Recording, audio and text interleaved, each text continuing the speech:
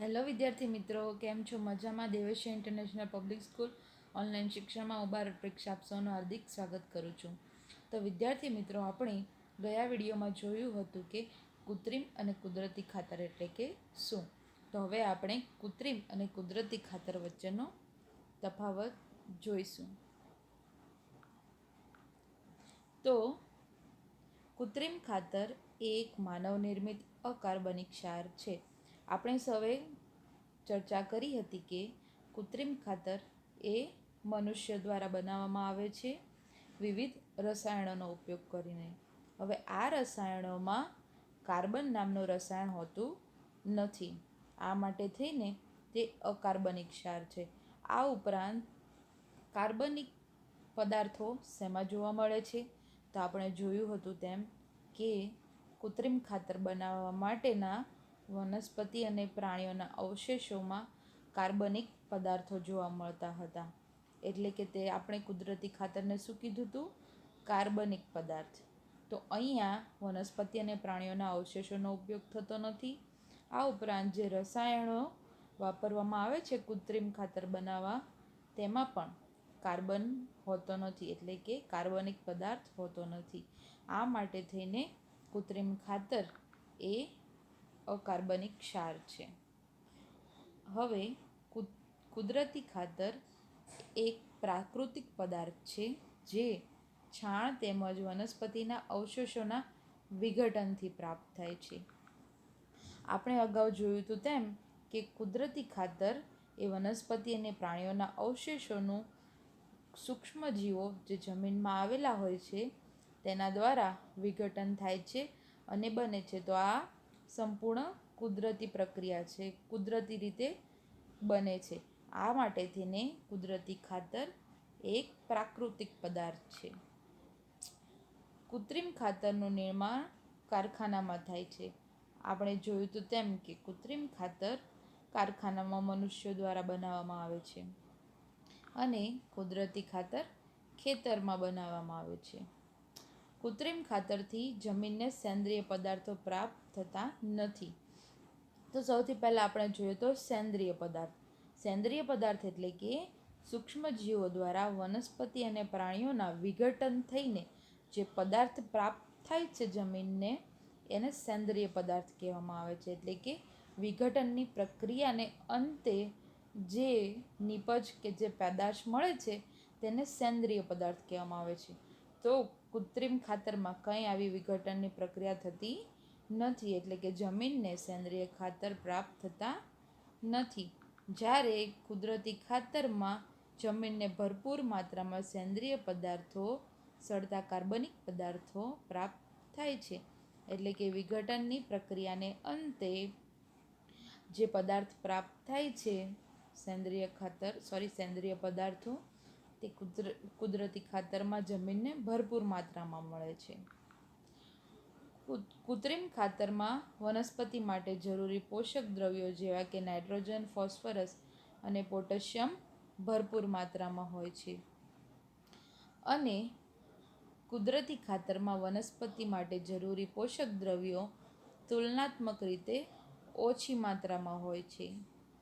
તો કુદરતી ખાતરમાં જે નાઇટ્રોજન, ફોસ્ફરસ અને પોટેશિયમ પોષક દ્રવ્યો છે તે કુદરતી ખાતરમાંથી પણ મળે છે વનસ્પતિને, પરંતુ જે કૃત્રિમ ખાતર દ્વારા પોષક દ્રવ્યોની માત્રા મળે છે તેની કરતાં થોડા ઓછા પ્રમાણમાં મળે છે.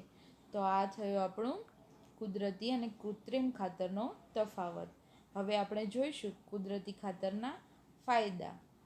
તો કુદરતી ખાતર નાખતા જમીન પોચી બને છે અને જે જમીન પોચી હોય તે છિદ્રાળુ હોય છે. તો છિદ્રાળુ જમીન કઈ રીતે બને છે? તો આપણે સૌ જાણીએ છીએ તેમ કે જમીનમાં વિવિધ સૂક્ષ્મજીવો આવેલા હોય છે. હવે આ સૂક્ષ્મજીવો અંદર જમીનમાં હલનચલન કરતા હોય છે.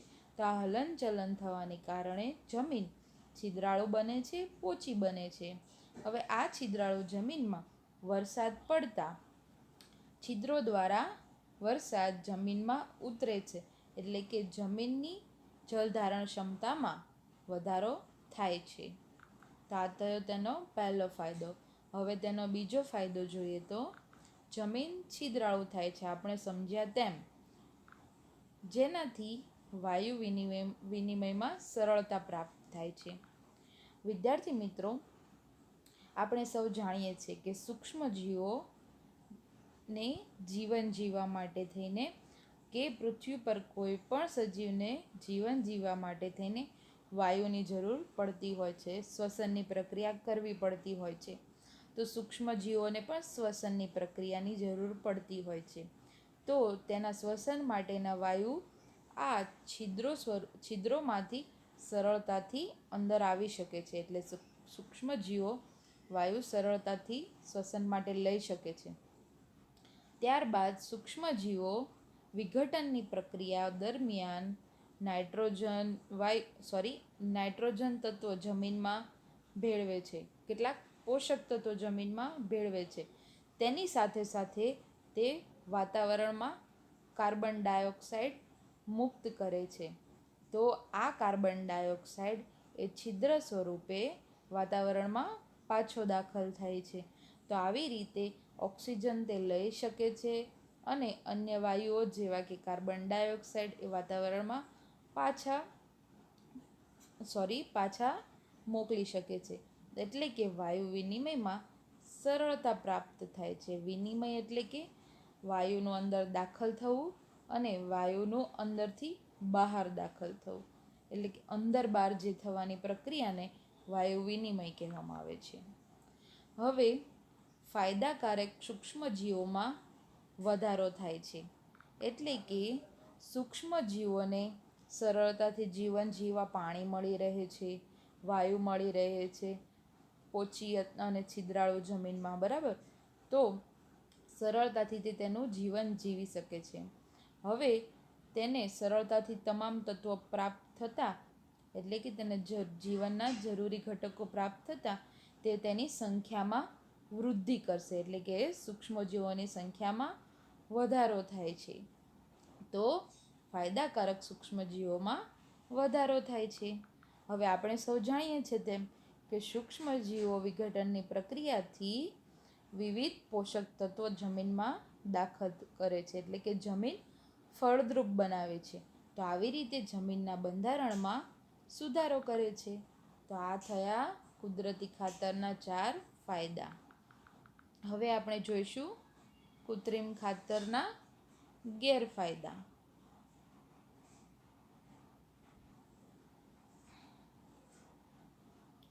તો વિદ્યાર્થી મિત્રો, કૃત્રિમ ખાતરથી પાકની ઉપજ સારા પ્રમાણમાં પ્રાપ્ત થાય છે. એટલે કે કૃત્રિમ ખાતર ઉમેરવાથી જમીનમાં પોષક તત્વો ખૂબ ઝડપથી દાખલ થઈ જાય છે અને તે ઝડપથી વનસ્પતિને મળી જાય છે. તે તેનો વૃદ્ધિ અને વિકાસ ખૂબ ઝડપથી થાય છે. તો આવી રીતે ઉપજ સારી રીતે પ્રાપ્ત થાય છે. પરંતુ અત્યંત વધારે પડતો ઉપયોગ કરવાથી જમીનની ફળદ્રુપતામાં ઘટાડો થાય છે. એટલે કે વિદ્યાર્થી મિત્રો, કોઈ પણ કેમિકલ્સ આપણે સૌ જાણીએ છીએ તેમ કે હંમેશા વધારે પડતા ઉપયોગ કરવાથી નુકસાનકારક જ હોય છે. તમે ઘરે મમ્મીએ ઘણી વખત તમને કીધું હશે કે બહુ કેમિકલ્સનો યુઝ ન કરવો જોઈએ. જે સ્ત્રીઓ સૌંદર્ય પ્રસાધનોમાં કેમિકલ્સનો યુઝ કરે છે, કાજલ લગાવવામાં કે એવી રીતે, તો આપણને મમ્મી ટોકતી હોય છે કે કેમિકલ્સ આવું બધું ના યુઝ કરવું જોઈએ. તો હંમેશા અતિની કોઈ ગતિ નથી. તો કૃત્રિમ ખાતરમાં તો કેટલા બધા કેમિકલ્સનો યુઝ થાય છે. તો આટલા બધા કેમિકલ્સનો ઉપયોગ કરવાથી જમીનની ફળદ્રુપતામાં ઘટાડો થાય છે. આ ફળદ્રુપતામાં ઘટાડો કઈ રીતે થાય છે તે આપણે સમજીએ. કૃત્રિમ ખાતરથી ઘણા બધા કેમિકલ્સ એટલે કે રસાયણો જમીનમાં આપણે દાખલ કરીએ છીએ, બરાબર. હવે આ રસાયણો એ સૂક્ષ્મજીવો માટે અમુક જમીનમાં આપણે સૌ જાણીએ છીએ તેમ સૂક્ષ્મજીવો રહેલા હોય છે. આ સૂક્ષ્મજીવોને વધારે પડતા રસાયણો તેની ઉપર દાખલ થાય છે એકસાથે. તો આ સૂક્ષ્મજીવો નાશ પામે છે. તે વિઘટનની પ્રક્રિયા કરી શકતા નથી, બરાબર. વિઘટનની પ્રક્રિયા ન થાય તો જમીનમાં પોષક તત્વો પણ ન ઉમેરાય. તો આવી રીતે જમીન ફળદ્રુપતા ઘટે છે. હવે આપણે સૌ જાણીએ છીએ તેમ કે કુદરતી ખાતર એ જમીનને પોચી બનાવે છે, છિદ્રાળુ બનાવે છે. આપણે તેના ફાયદામાં જોયું. અને છિદ્રાળુ જમીનમાં વરસાદનું પાણી સરળતાથી દાખલ થઈ જાય છે જમીનમાં છિદ્રો દ્વારા. પરંતુ આપણે સૌએ જોઈએ છે તેમ કે કૃત્રિમ ખાતરના ઉપયોગથી સૂક્ષ્મજીવો નાશ પામે છે. એટલે કે જમીનને તે પોચી બનાવતા નથી, છિદ્રાળુ બનાવતા નથી. તો છિદ્રો ધીમે ધીમે ઓછા થઈ જાય છે અને જમીન એકદમ સપાટ થઈ જાય છે. હવે આ સપાટ ઉપરથી વરસાદ આવતા પાણી વહી જાય છે. સપાટી ઉપરથી છિદ્રોમાં જેમ દાખલ થઈ જતું હતું પાણી તેવી રીતે થઈ શકશે નહીં. તો આવી રીતે જલ પ્રદૂષણ પણ થાય છે, જમીનમાં પાણી ઉમેરાશે નહીં. હવે કૃત્રિમ ખાતર દ્વારા જે નુકસાન આપણને થાય છે, જે ખેતરને જમીનને નુકસાન થાય છે, તે ઘટાડવા માટે 2 મુખ્ય ઉપાયો છે. જેમાં સૌથી પહેલો ઉપાય છે કે કોઈ 2 પાક લઈએ તેની વચ્ચે કેટલોક સમય રાખવામાં આવે છે. એટલે કે 2 પાક લઈએ તેની વચ્ચે એટલે કે જમીનને કેટલાક સમય સુધી વાવ્યા વગરની ખાલી રાખવામાં આવે છે. એક ઉદાહરણ દ્વારા આપણે સમજીએ. ધારો કે આપણે પહેલાં ઘઉંનો પાક લીધો, તેની પછી આપણે ડાંગરનો પાક લેવો છે. તો ઘઉંનો પાક લીધો ત્યારબાદ તરત જ ડાંગરનો પાક લેવાય નહીં. કારણ કે ઘઉંના પાક દ્વારા જમીનમાં ખનિજ તત્વોની કંઈક ઉણપ પેદા થઈ ગઈ છે. કારણ કે ઘઉંના પાકે જમીનના પોષક તત્વો ઉપયોગ કરી લીધો, બરાબર. હવે એની જમીનમાં આપણે પાછી ડાંગરનો પાક વાવશું તો શું થશે? જમીનમાં પોષક તત્વોની જે ઉણપ થઈ હતી તેને લીધે ડાંગરનો પાક સારો ઉગશે નહીં, ડાંગરનો પાક સારો મળશે નહીં. તો આ માટે ઘઉંનો પાક લીધો તેના પછી ખેતરને ખાલી રાખવું જોઈએ કેટલાક ચોક્કસ સમય સુધી. ત્યારબાદ ડાંગરનો પાક લેવો જોઈએ. તો આ ખેતરને વચ્ચે ચોક્કસ કેટલાક સમય સુધી શા માટે ખાલી રાખવું જોઈએ? કારણ કે ખેતર થોડાક સમય સુધી ખાલી રહેતા તેમાં ધીમે ધીમે સૂક્ષ્મજીવો વસે છે. હવે આ સૂક્ષ્મજીવો આપણે સૌ જાણીએ છીએ કે વિઘટનની પ્રક્રિયા દ્વારા જમીનમાં પોષક તત્વો દાખલ કરે છે. એટલે કે હવે પાછા ખેતરમાં જમીનમાં પોષક તત્વો દાખલ થઈ ગયા. એટલે કે જમીન આપણી ફળદ્રુપ થઈ ગઈ. હવે ડાંગરનો પાક લેવો હોય તો કંઈ વાંધો નહીં. તો આવી રીતે જમીનમાં પાછા પોષક તત્વો ઉમેરી શકાય છે. એટલે કે જમીનને પાછી ફળદ્રુપ બનાવી શકાય છે. ત્યારબાદ છે પાકની ફેરબદલી. એટલે કે પોષક તત્વોની પૂર્તિ માટે અન્ય એક પદ્ધતિ પાકની ફેરબદલી. જેમાં એક પાકને ઉછેર્યા બાદ ખેતરમાં બીજા અન્ય પાકોનો વારાફરતી ઉછેર કરવામાં આવે છે. પહેલાં ઉત્તર ભારતમાં ખેડૂતો કઠોળને એક ઋતુમાં ઉગાડતા હતા અને બીજી ઋતુમાં ઘઉં ઉગાડતા હતા. તેનાથી જમીનમાં નાઇટ્રોજનની પૂર્તતા થતી હતી. ખેડૂતોને આ પદ્ધતિ સ્વીકારવા માટે પ્રોત્સાહિત કરવામાં આવે છે. તો હવે વિદ્યાર્થી મિત્રો, આ ફકરો શું કહેવા માંગે છે આપણે સમજીએ કે પહેલાંના સમયમાં કે ભારતના કેટલાક દેશોમાં એવું કરવામાં આવતું હતું કે પહેલાં ધારો કે ધાન્ય એટલે કે ઘઉંનો પાક લીધો તો ઘઉંનો પાક લીધા પછી કઠોળ વર્ગનો એટલે કે કઠોળ જેવા કે મગ, ચણા વગેરે જેવા પાક લેવામાં આવે છે. તો આવું શું કામ કરવામાં આવે છે? કારણ કે આપણે સૌ જાણીએ છીએ તેમ કે કઠોળ એ નાઇટ્રોજન તત્વ જમીનમાં ઉમેરે છે. એટલે કે કઠોળના જે મૂળ હોય છે, કઠોળ પાક એટલે કે સિમ્બિકુની વનસ્પતિ. આપણે સૌ જાણીએ છીએ કે કઠોળ વનસ્પતિને સિમ્બિકુની વનસ્પતિ કહેવામાં આવે છે. હવે આ સિમ્બિકુની વનસ્પતિની મૂળ ઉપર મૂળ ગંડિકાઓમાં કેટલાક બેક્ટેરિયા જોવા મળે છે, જેને રાઇઝોબિયમ બેક્ટેરિયા કહેવામાં આવે છે, જે વાતાવરણમાં રહેલા નાઇટ્રોજનનું જમીનમાં સ્થાપન કરે છે. તમે સૌ અગાઉ ભણી ગયા છો તેમ કે રાઇઝોબિયમ બેક્ટેરિયા સિમ્બિકુની વનસ્પતિ એટલે કે કઠોળ વર્ગની વનસ્પતિના મૂળ ગંડિકાઓમાં આવેલા હોય છે, અને તે વાતાવરણમાં નાઇટ્રોજનનું વનસ્પતિ ગ્રહણ કરી શકે તેવા સ્વરૂપમાં પરિવર્તન કરે છે અને જમીનમાં તેને દાખલ કરે છે. તો આનાથી કઠોળ વર્ગની વનસ્પતિ એટલે કે સિમ્બિકુળની વનસ્પતિ દ્વારા જમીનમાં પોષક તત્વોનો ઉમેરો થાય છે. એટલે કે ઘઉંનો પાક, જે ધાન્ય આપણે લીધું ઘઉંનો પાક, તેનાથી જમીનમાં પોષક તત્વોની કંઈક ઉણપ પેદા થઈ. હવે ઘઉંના પાક પછી કઠોળ લઈએ છે, તો કઠોળ શું કરે છે? એ પોષક તત્વો ઉમેરવાનું કામ કરે છે. ઉપયોગ તો કરે જ છે, પણ સાથે સાથે ઉમેરવાનું પણ કામ કરે છે. એટલે કે જમીનમાં જે પોષક તત્વોની ઉણપ થઈ તે પાછું ભરવાનું કામ કરે છે. તો આવી રીતે ધાન્ય પછી કઠોળ, કઠોળ પછી ધાન્ય, ધાન્ય પછી કઠોળ, તો આવી રીતે પાકની ફેરબદલી કરવાથી જમીનમાં પોષક તત્વો બન્યા રહે છે, તેની ઉણપ પેદા થતી નથી. તો વિદ્યાર્થી મિત્રો, આ થયા આપણું કૃત્રિમ અને કુદરતી ખાતરનો તફાવત અને કુદરતી ખાતરના ફાયદા અને કૃત્રિમ ખાતરના ગેરફાયદા, અને સાથે સાથે જમીનમાં પોષક તત્વો ઉમેરવાની બે પદ્ધતિ કે બે પાક વચ્ચે અંતર રાખવું અને પાકની ફેરબદલી કરવી. હવે આપણે જોઈશું સિંચાઈ. તો વિદ્યાર્થી મિત્રો, આપણે સૌ જાણીએ છીએ તેમ કે પ્રત્યેક સજીવને જીવન જીવવા માટે પાણીની જરૂર પડે છે, બરાબર? તો તેવી રીતે વનસ્પતિ પણ, પાક પણ એક સજીવ છે. તો આ માટે થઈને તેને પણ પાણીની જરૂર પડે છે. આપણે સૌ જાણીએ છીએ તેમ કે વનસ્પતિ તેનો ખોરાક બનાવવા માટે થઈને જમીનમાં રહેલા પોષક તત્વો અને પાણીનું મૂળ દ્વારા ખેંચે છે અને તેનો ખોરાક બનાવે છે પ્રકાશ સંશ્લેષણની ક્રિયા દ્વારા. જો વનસ્પતિને પાણી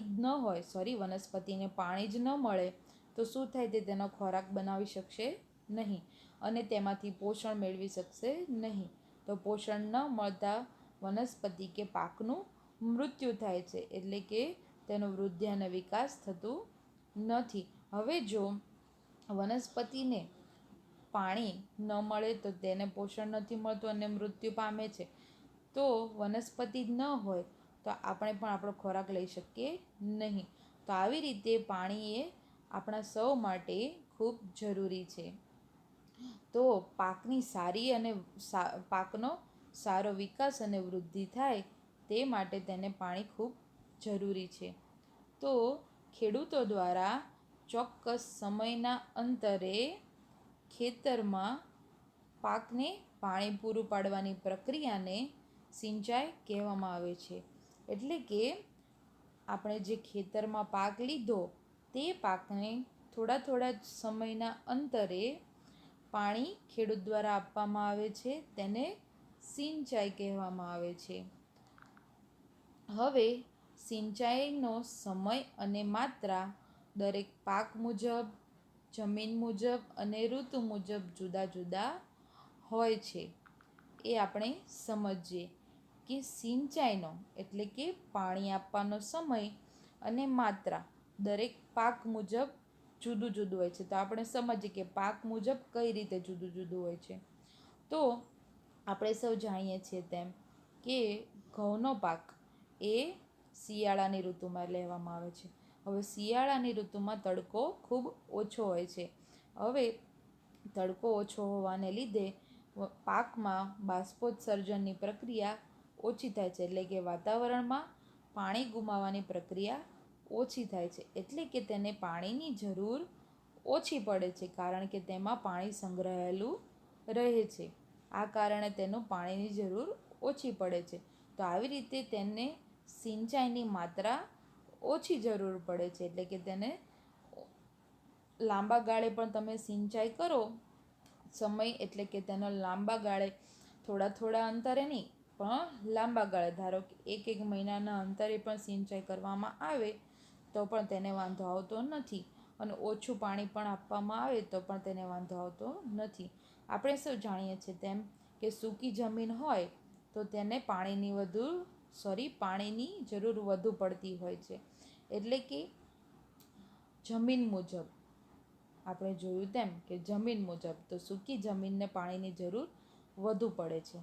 હવે ઋતુ મુજબ, ઋતુ એટલે આપણે હમણાં વાત કરી તેમ શિયાળાની ઋતુમાં બાષ્પોત્સર્જનની પ્રક્રિયા ઓછી થાય છે, એટલે કે પાણીની જરૂર ઓછી પડે છે. અને ઉનાળામાં પાણીની જરૂર પાકને વધારે પડે છે, કારણ કે બાષ્પોત્સર્જનની પ્રક્રિયા પાક દ્વારા વધારે થાય છે.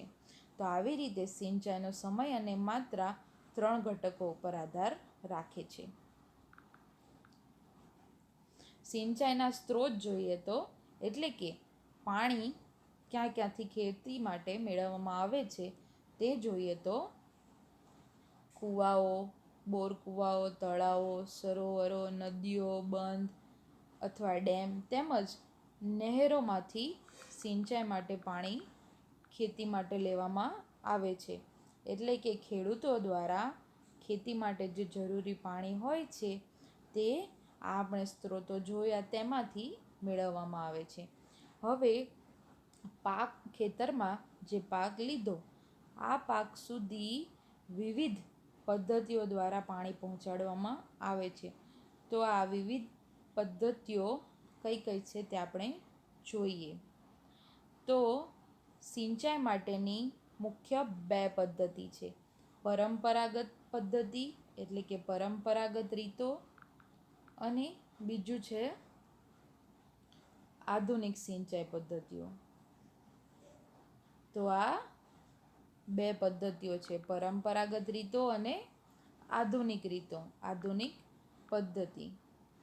જેમાં પરંપરાગત રીતોમાં મોટ, ચેન પંપ, ઢેકલી અને રેંટ, આ 4 પદ્ધતિ મુજબ પાકને પાણી આપવામાં આવે છે. જ્યારે આધુનિક પદ્ધતિઓમાં મુખ્ય 2 પદ્ધતિ છે, ફુવારા પદ્ધતિ અને ટપક પદ્ધતિ. તો આ 2 પદ્ધતિઓ દ્વારા પાકને પાણી આપવામાં આવે છે. તો આપણે જોયું તેમ કે પાકને પાણી આપવાની વિવિધ પદ્ધતિઓને આધારે મુખ્ય 2 પ્રકારો, પરંપરાગત રીતો અને આધુનિક પદ્ધતિ. પરંપરાગત રીતમાં 4 પદ્ધતિ આપણે જોઈ, 4 રીતો આપણે જોઈ, અને આધુનિક પદ્ધતિમાં 2 મુખ્ય રીત જોઈ. હવે આ પરંપરાગત પદ્ધતિની 4 રીતો અને આધુનિક પદ્ધતિની 2 રીતો વિશે આપણે નેક્સ્ટ વિડીયોમાં ભણીશું. જય હિન્દ વિદ્યાર્થી મિત્રો.